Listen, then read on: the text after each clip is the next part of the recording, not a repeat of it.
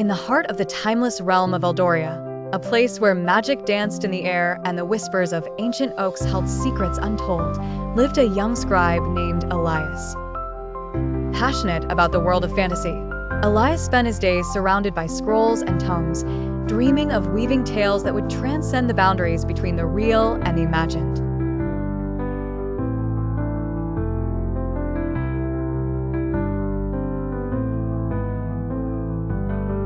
Elias's parents, celebrated storytellers in their own right, had instilled within him the love for language and the allure of mythical realms.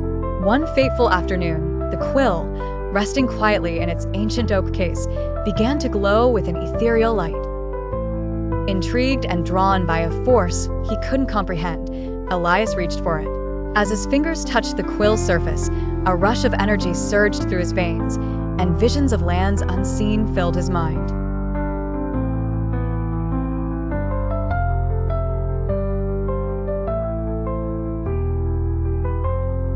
His room transformed into a wondrous landscape. Forests sprung forth, rivers of ink flowed, and creatures of his imagination roamed freely. With newfound purpose, Elias embarked on a mission to document the unseen wonders of Eldoria. His journeys took him across the floating bridges of Arcadia, through the whispering groves of Silvara, and into the colossal halls of the Crystal Keep. Along the way, he met allies and adversaries, the wise centaur, Orion, who spoke in riddles and guided him through enchanted woodlands. He also encountered the mischievous sprite, Lyra, whose tricks nearly cost him his quill.